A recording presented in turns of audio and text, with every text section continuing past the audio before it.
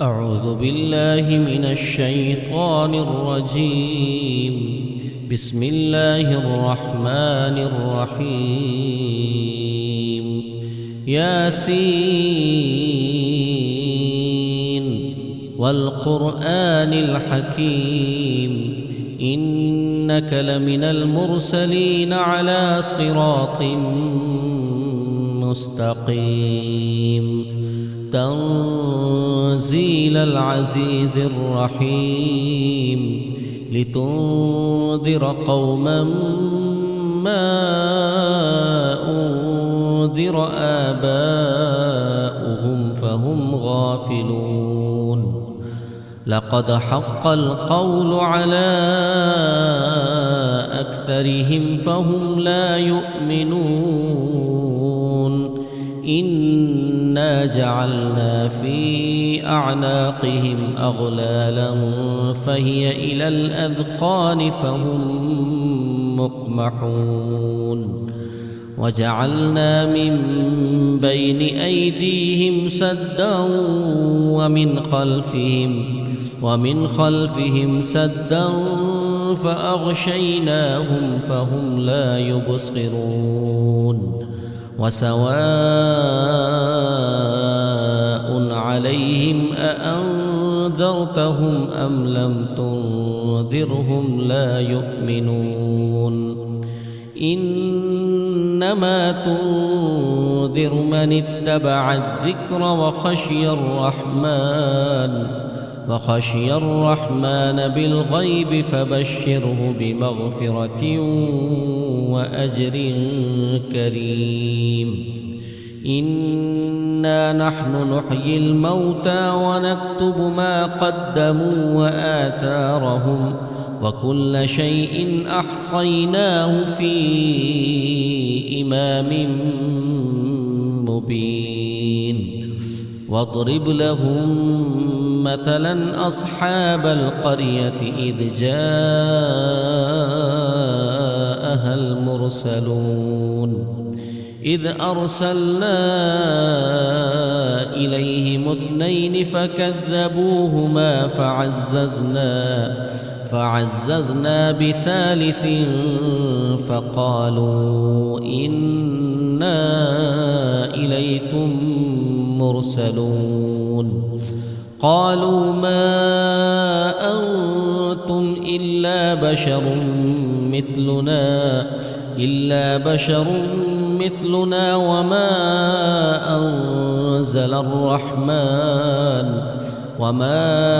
أنزل الرحمن من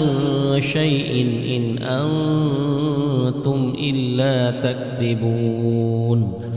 قالوا ربنا يعلم إنا إليكم لمرسلون وما علينا إلا البلاغ المبين. قالوا إنا تطيرنا بكم لئن لم تنتهوا لنرجمنكم وليمسنكم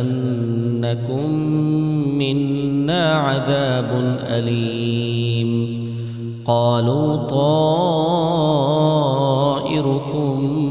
معكم أئن ذكرتم بل أنتم قوم مسرفون. وجاء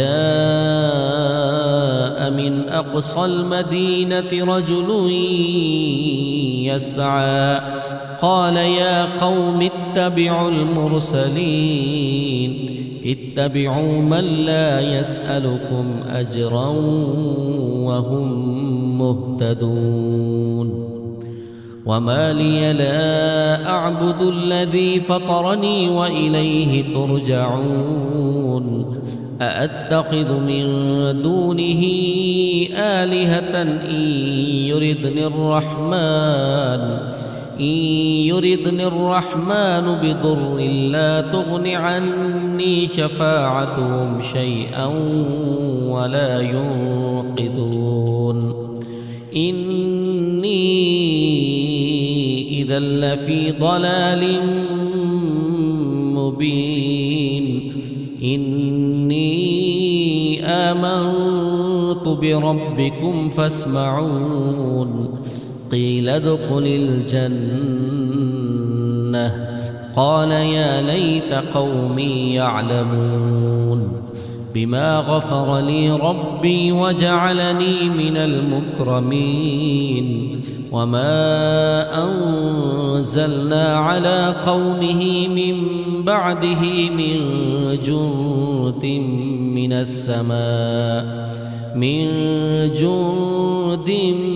من السماء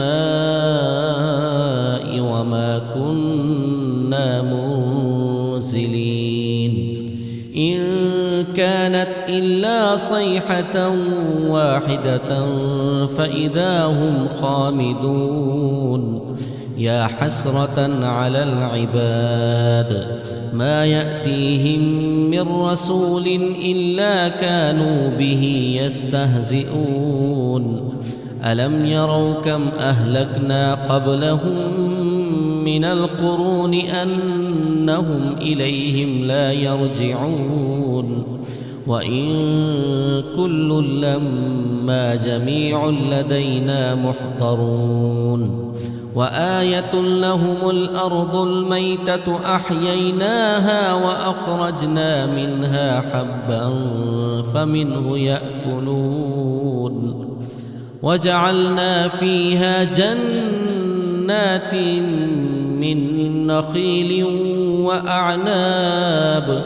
من نخيل وأعناب وفجرنا فيها من العيون ليأكلوا من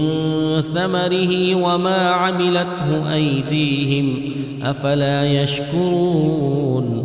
سبحان الذي خلق الأزواج كلها مما تنبت الأرض ومن أنفسهم ومما لا يعلمون وآية لهم الليل نسلخ منه النهار فإذا هم مظلمون والشمس تجري لمستقر لها ذلك تقدير العزيز العليم والقمر قدرناه منازل حتى عاد كالعرجون القديم لا الشمس ينبغي لها أن تدرك القمر ولا الليل سابق النهار وكل في فلك يسبحون وآية لهم أنا حملنا ذريتهم في الفلك المشحون وخلقنا لهم من مثله ما يركبون وإن نشأ نغرقهم فلا صريخ لهم ولا هم ينقذون إلا رحمة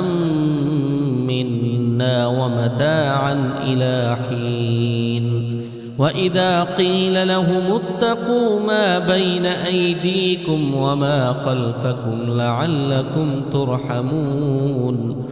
وما تأتيهم من آية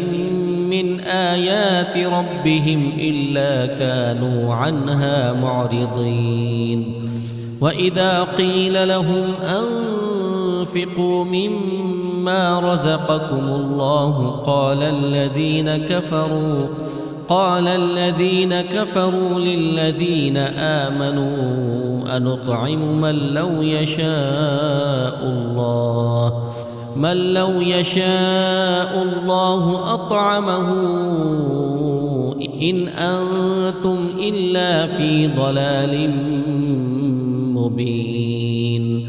ويقولون متى هذا الوعد إن كنتم صادقين ما ينظرون إلا صيحة واحدة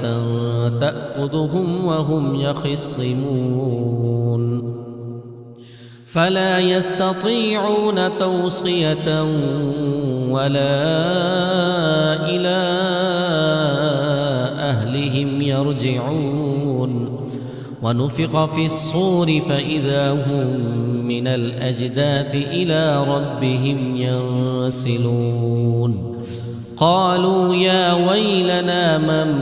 بعثنا من مرقدنا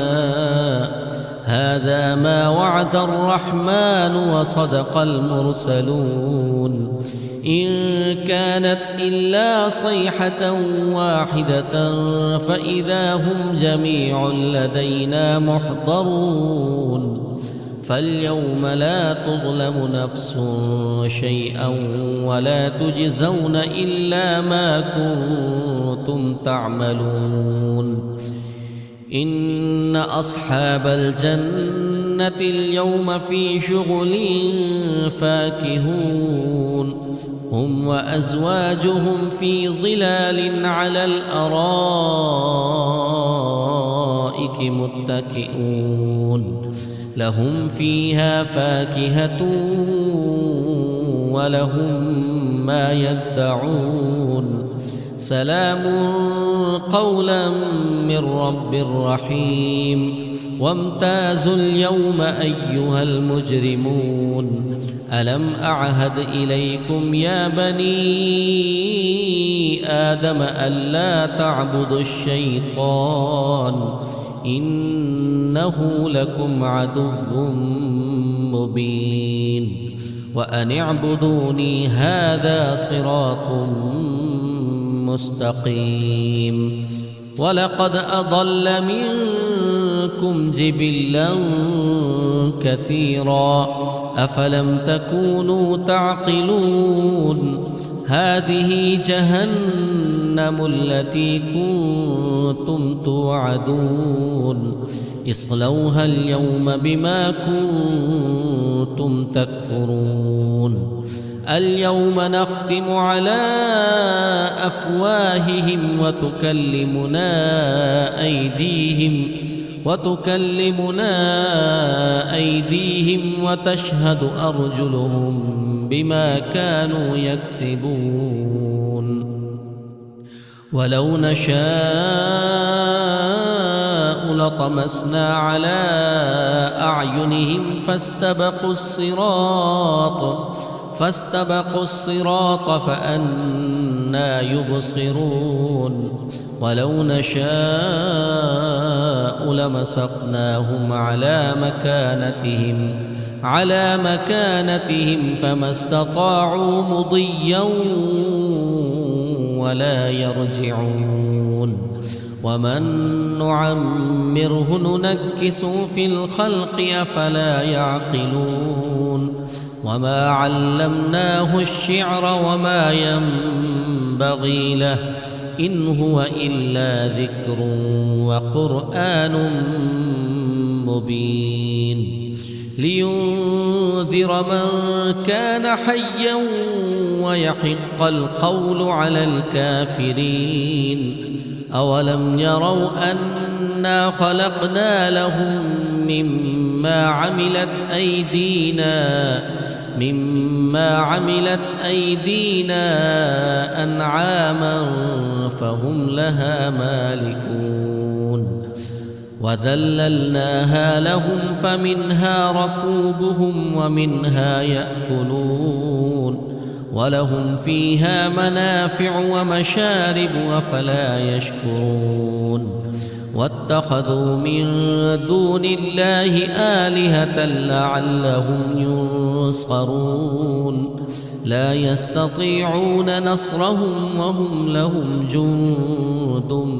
محضرون فلا يحزنك قولهم إنا نعلم ما يسرون وما يعلنون أولم ير الإنسان أنا خلقناه من نطفة فإذا هو خصيم مبين وضرب لنا مثلا ونسي خلقه قال من يحيي العظام وهي رميم قل يحييها الذي أنشأها أول مرة وهو بكل خلق عليم الذي جعل لكم من الشجر الأخضر نارا فإذا أنتم منه توقدون أوليس الذي خلق السماوات والأرض بقادر على أن يخلق مثلهم بلى وهو الخلاق العليم إنما أمره إذا أراد شيئا أن يقول له كن فيكون فسبحان الذي بيده ملكوت كل شيء وإليه ترجعون.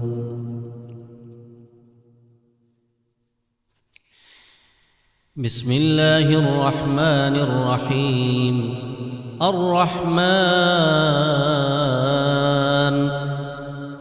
علم القرآن خلق الإنسان علمه البيان الشمس والقمر بحسبان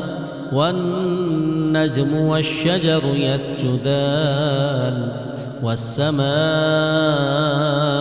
رفعها ووضع الميزان ألا تطغوا في الميزان وأقيموا الوزن بالقسط ولا تخسروا الميزان والأرض وضعها للأنام فيها فاكهة والنخل ذات الأكمام والحب ذو العصف والريحان فبأي آلاء ربكما تكذبان خلق الإنسان من صلصال كالفخار وخلق الجان من مارج من نار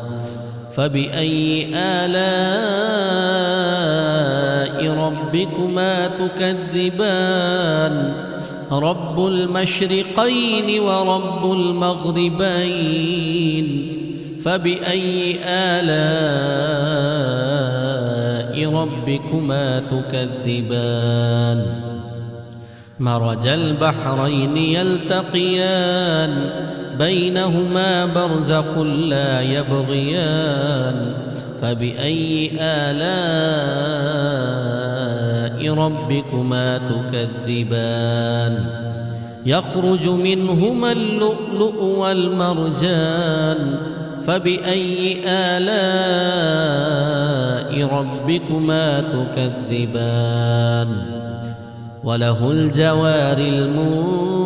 المنشآت في البحر كالأعلام فبأي آلاء ربكما تكذبان كل من عليها فان ويبقى وجه ربك ذو الجلال والإكرام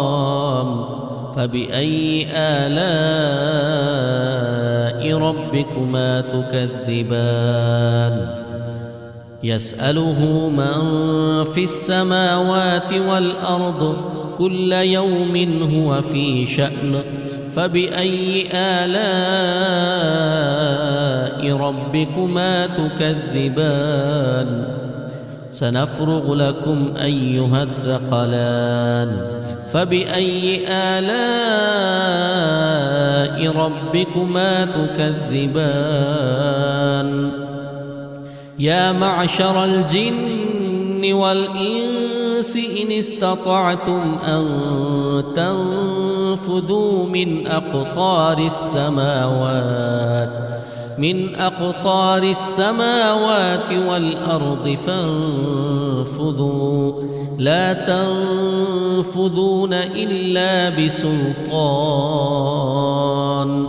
فبأي آلاء ربكما تكذبان يرسل عليكما شواظ من نار ونحاس فلا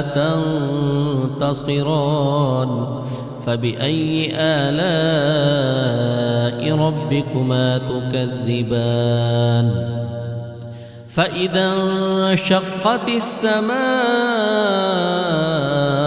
فكانت وردة كالدهان فبأي آلاء ربكما تكذبان فيومئذ لا يسأل عن ذنبه إنس ولا جان فبأي آلاء ربكما تكذبان يعرف المجرمون بسيماهم فيؤخذ بالنواصي والأقدام فبأي آلاء ربكما تكذبان هذه جهنم التي يكذب بها المجرمون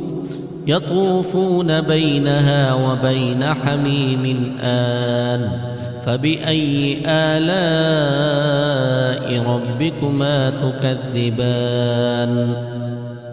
ولمن خاف مقام ربه جنتان فبأي آلاء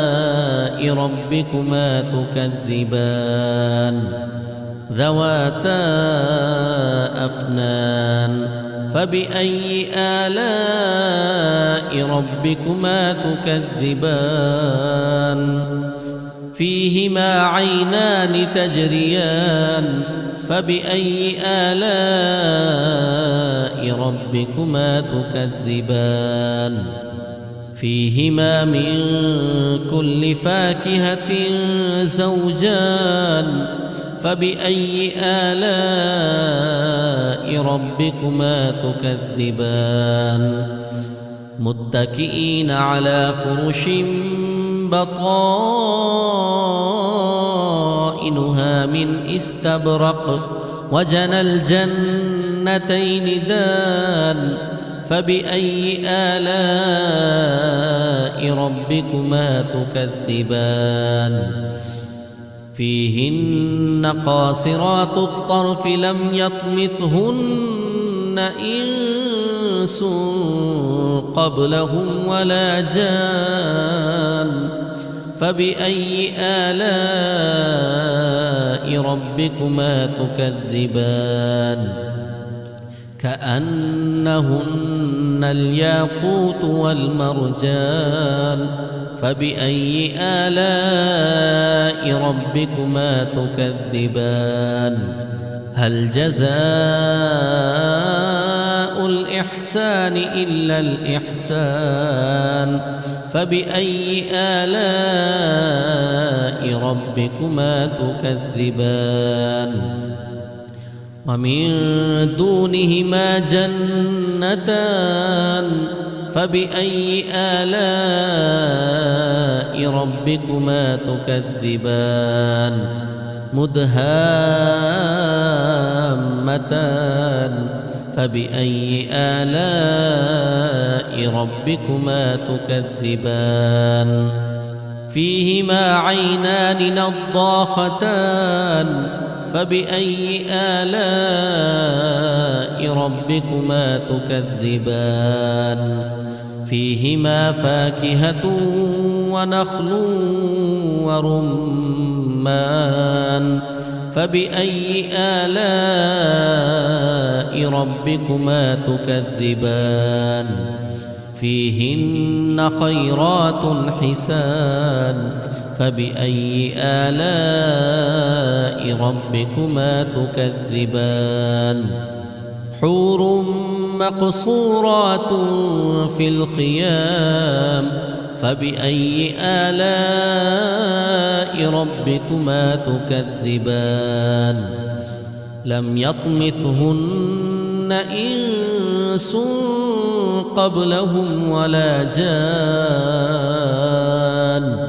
فبأي آلاء ربكما تكذبان متكئين على رفرف خضر وعبقري حسان فبأي آلاء ربكما تكذبان تبارك اسم ربك ذي الجلال والإكرام. بسم الله الرحمن الرحيم. إذا وقعت الواقعة ليس لوقعتها كاذبة خافضة رافعة إذا رجت الأرض رجا وبست الجبال بسا فكانت هباء منبثا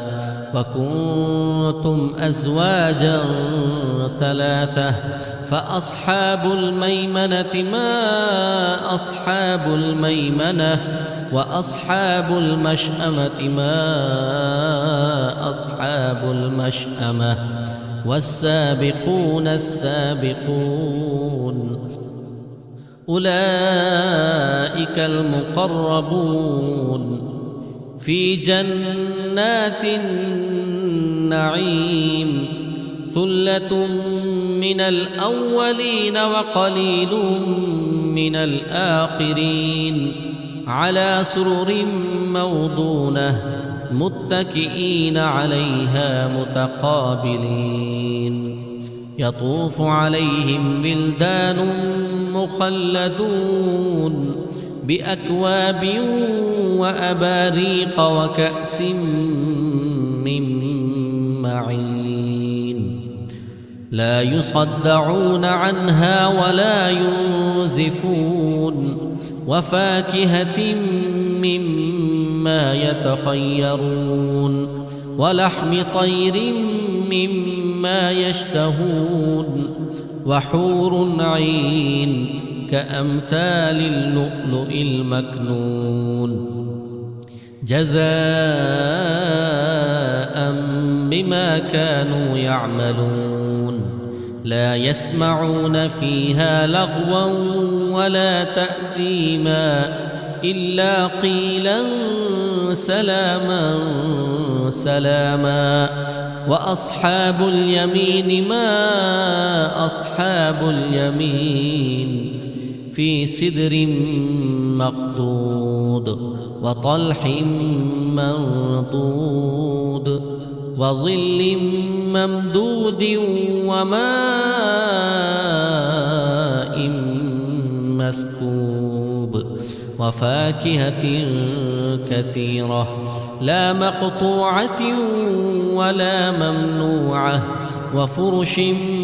مرفوعة إنا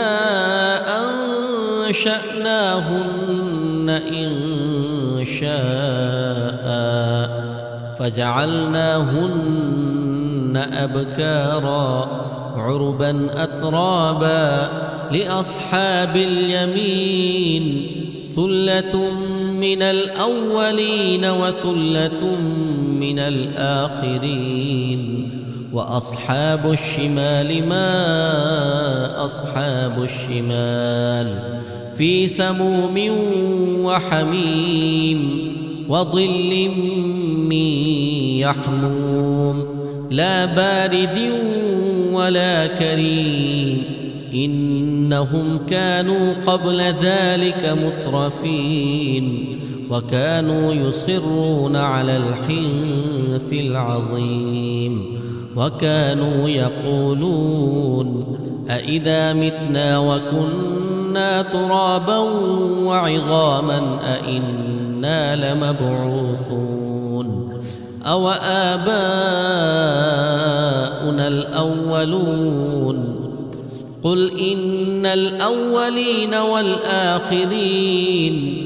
لمجموعون إلى ميقات يوم معلوم ثم إنكم أيها الضالون المكذبون لآكلون من شجر من زقوم فمالئون منها البطون فشاربون عليه من الحميم فشاربون شرب الهيم هذا نزلهم يوم الدين نحن خلقناكم فلولا تصدقون أفرأيتم ما تمنون أأنتم تخلقونه أم نحن الخالقون نحن قدرنا بينكم الموت وما نحن بمسبوقين على أن نبدل أمثالكم وننشئكم فيما لا تعلمون ولقد علمتم النشأة الأولى فلولا تذكرون أفرأيتم ما تحرثون أأنتم تزرعونه أم نحن الزارعون لو نشاء لجعلناه حطاما فظلتم تفكهون إنا لمغرمون بل نحن محرومون أفرأيتم الماء الذي تشربون أأنتم أنزلتموه من المزن أم نحن المنزلون لو نشاء جعلناه أجاجا فلولا تشكرون أفرأيتم النار التي تورون أأنتم أنشأتم شجرتها أم نحن المنشئون نحن جعلناها تذكرة ومتاعا للمقوين فسبح باسم ربك العظيم فلا أقسم بمواقع النجوم وإنه لقسم لو تعلمون عظيم إنه لقرآن كريم في كتاب مكنون لا يمسه إلا المطهرون تنزيل من رب العالمين أفبهذا الحديث أنتم مدهنون وتجعلون رزقكم أنكم تكذبون فلولا إذا بلغت الحلقوم وأنتم حينئذ تنظرون ونحن أقرب إليه منكم ولكن لا تبصرون فلولا إن كنتم غير مدينين ترجعونها إن كنتم صادقين فأما إن كان من المقربين فروح وريحان وجنة نعيم وأما إن كان من أصحاب اليمين فسلام لك من أصحاب اليمين وأما إن كان من المكذبين الضالين فنزل من حميم وتصلية جحيم إن هذا لهو حق اليقين فسبح باسم ربك العظيم بسم الله الرحمن الرحيم تبارك الذي بيده الملك وهو على كل شيء قدير الذي خلق الموت والحياة ليبلوكم أيكم أحسن عملا وهو العزيز الغفور الذي خلق 7 سماوات طباقا ما ترى في خلق الرحمن من تفاوت فارجع البصر هل ترى من فطور ثم ارجع البصر كرتين ينقلب إليك البصر خاسئا وهو حسير ولقد زينا السماء الدنيا بمصابيح وجعلناها رجوما للشياطين وأعتدنا لهم عذاب السعير وللذين كفروا بربهم عذاب جهنم وبئس المصير إذا ألقوا فيها سمعوا لها شهيقا وهي تفور تكاد تميز من الغيظ كلما ألقي فيها فوج سألهم خزنتها ألم يأتكم نذير قالوا بلى قد جاءنا نذير فكذبنا وقلنا ما نزل الله من شيء إن أنتم إلا في ضلال كبير وقالوا لو كنا نسمع أو نعقل ما كنا في أصحاب السعير فاعترفوا بذنبهم فسحقا لأصحاب السعير إن الذين يخشون ربهم بالغيب لهم مغفرة وأجر كبير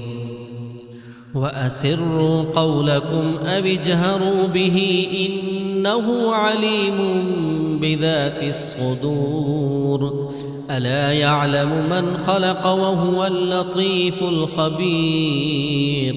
هو الذي جعل لكم الأرض ذلولا فامشوا في مناكبها وكلوا من رزقه وإليه النشور أأمنتم من في السماء أن يخسف بكم الأرض فإذا هي تمور أم أمنتم من في السماء أن يرسل عليكم حاصبا فستعلمون كيف نذير ولقد كذب الذين من قبلهم فكيف كان نكير أولم يروا إلى الطير فوقهم صافات ويقبضن ما يمسكهن إلا الرحمن إنه بكل شيء بصير أمن هذا الذي هو جند لكم ينصركم من دون الرحمن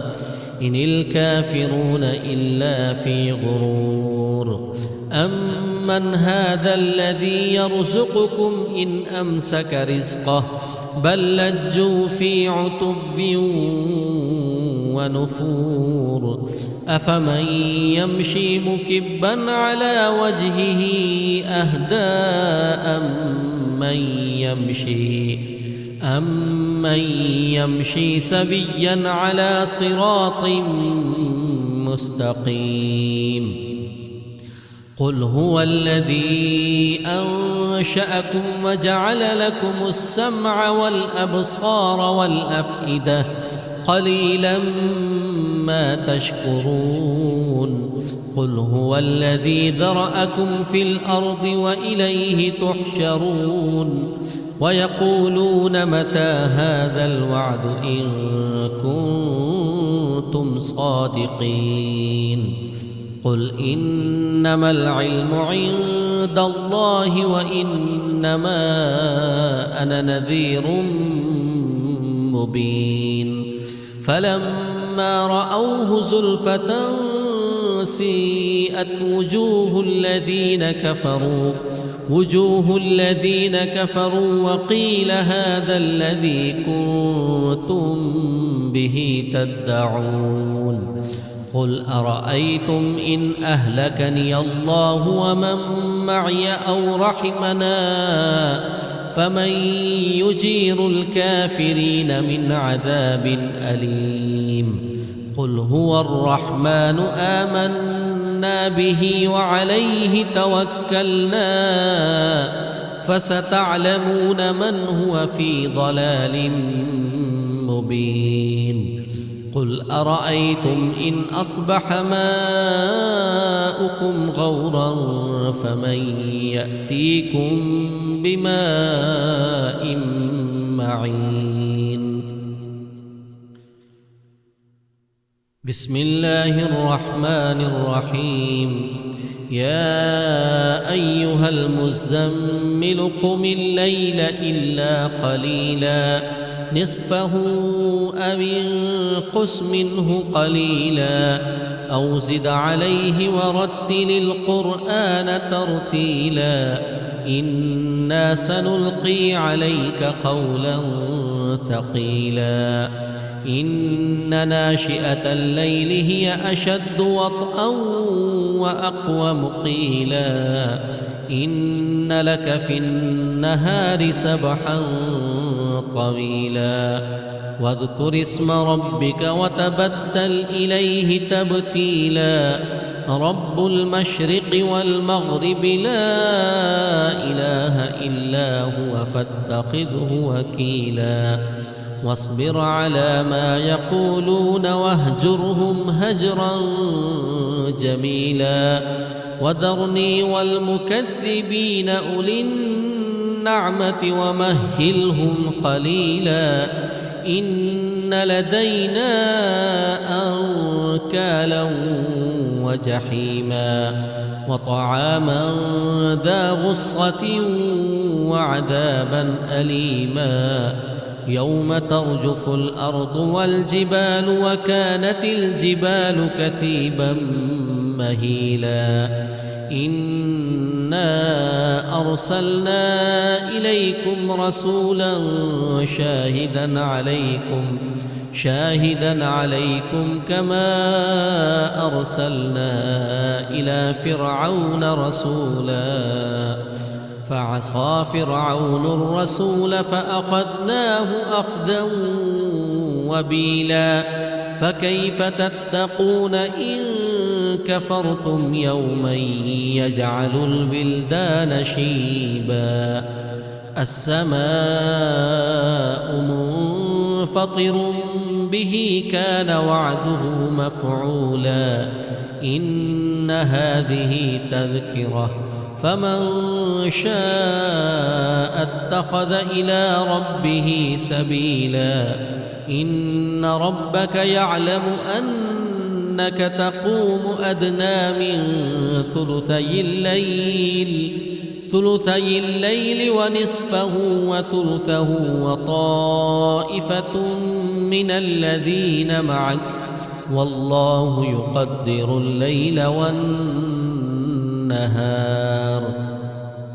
علم أن لن تحصوه فتاب عليكم فاقرؤوا ما تيسر من القرآن علم أن سيكون منكم مرضى وآخرون يضربون في الأرض يبتغون من فضل الله وآخرون يقاتلون في سبيل الله فاقرؤوا ما تيسر منه وأقيموا الصلاة وآتوا الزكاة وأقرضوا الله قرضا حسنا وما تقدموا لأنفسكم من خير تجدوه عند الله هو خيرا وأعظم أجرا واستغفروا الله إن الله غفور رحيم